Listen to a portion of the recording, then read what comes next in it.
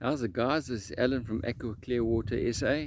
We're in the Magaliesburg mountains now, just on the Rustenburg side, and I'm going to just take a walk through to the gorge, and we'll carry on from there, and I'll show you what it's all about and how it looks, and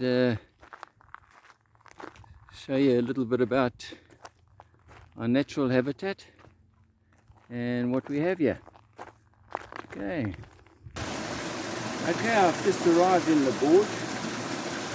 This is the beginning of the gorge. It's about a 20-minute walk from my campsite. Last time I was here, I fell against a tree and I cracked one of my ribs.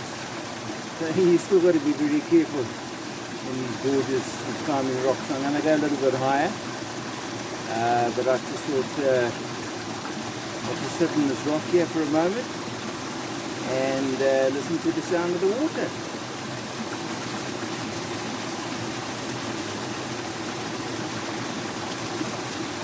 And as it comes through the rocks, there's grass inside the riverbed. There's all type of things. There's moss, and so the water gets cleaned by that. It gets purified and obviously polished. We all know that there's biotopes and there's bacteria within or hanging onto the rocks, and this water's just doing its own natural cycle.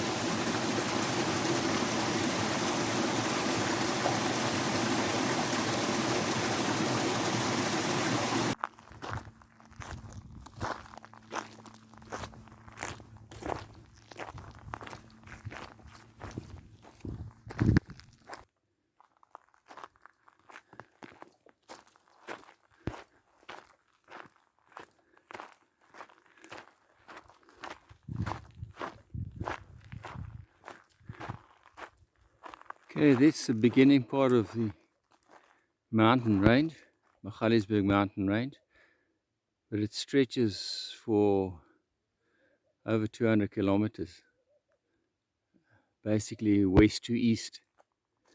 So let's just carry on walking. Take about 20 minutes to get there.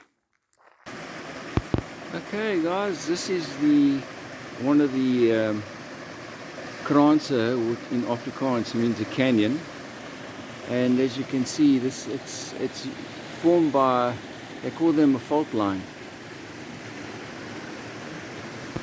It's all the way down from the mountain top.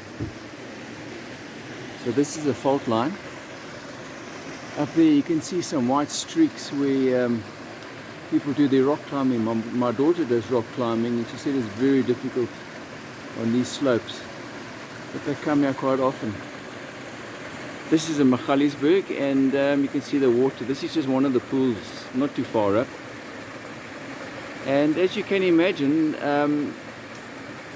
when it rains, the water seeps into these drainage areas, like little pools that lie under the ground, or little reservoirs.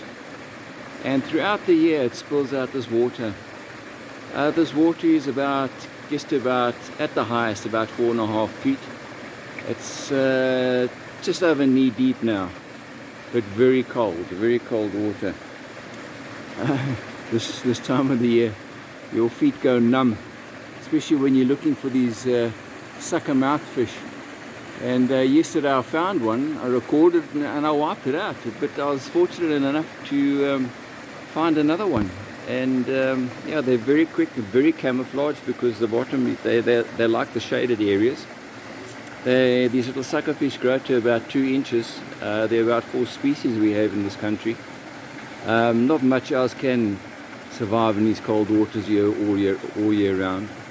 We have water scorpions, we have back swimmers, which I've been bitten by them. I don't like them. I don't know why they bite, I don't know where they bite, but they're little back swimmers, they're invertebrates. Yes, but this range, the Magaliesburg Mountains, is probably over 200 million years old. They say it's 100 times older than the Himalayas. And it was formed through magma, through volcanic eruptions, and the lava pushed the two mountains apart. We have a smaller range down south, but this was formed through that. You know, the lava pushed up the mountain range. On the southern side of this, it's quite sheer with about a 15-degree slope. On this side, it's about a 40-degree slope, so you can get up easy on the northern side. But it stretches from Pilanesberg, which is in Rustenburg, all the way to Pretoria, and it does an arc. It has an arc form, so it forms a natural barrier between the high veld and the bush veld.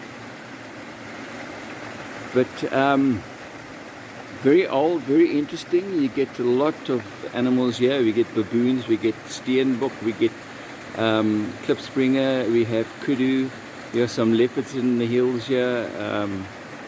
A lot of smaller buck like your duiker.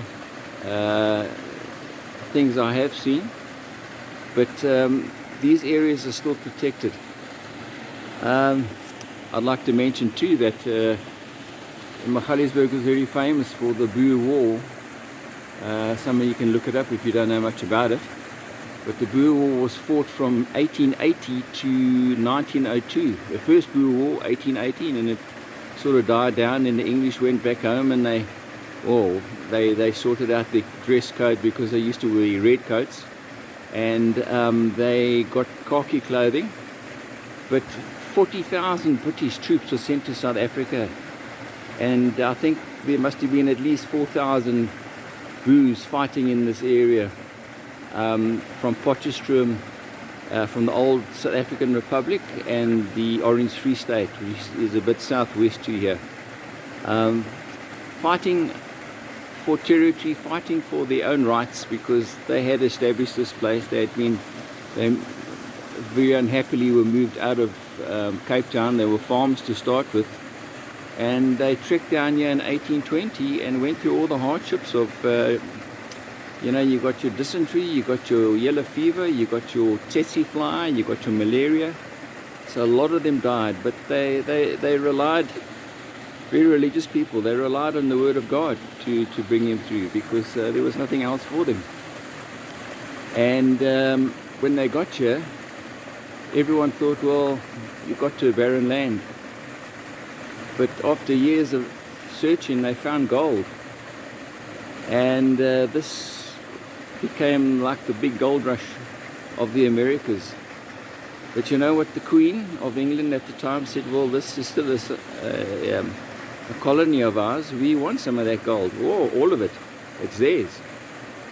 And we had a guy called Cecil Don Rhodes, who was a very greedy diamond hunter, very unorthodox type of person, and he instigated a lot in the beginning of the wars. I mean, the war started in Potchefstroom, and my great-grandfather fought in the Boer War. He fought in Potchefstroom, and I must just tell you a story quickly that he went, in the old days, after Kitchener decided, after the second Boer War, before it ended, he said, well, we can't beat these Boers because they guerrilla war, they fight guerrilla war, a guerrilla war. And I mean, sons of 14, 15, 16s will fight with their fathers and their grandfathers and their uncles.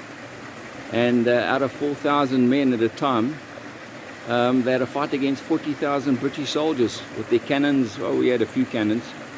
But anyway, so my great-grandfather used to go and feed the people in the concentration camps. Probably he had some family there, and some of the English officers were very polite and very nice and had a good heart, and so they would allow them to feed the women and children, because they were dying of dysentery, of disease and starvation, and 26,000 of them died. And if he didn't feed my great-grandmother, I wouldn't be here, neither would my children. And also the black people were also ostracized. They were put in one place, left there to starve. They weren't put in concentration camps.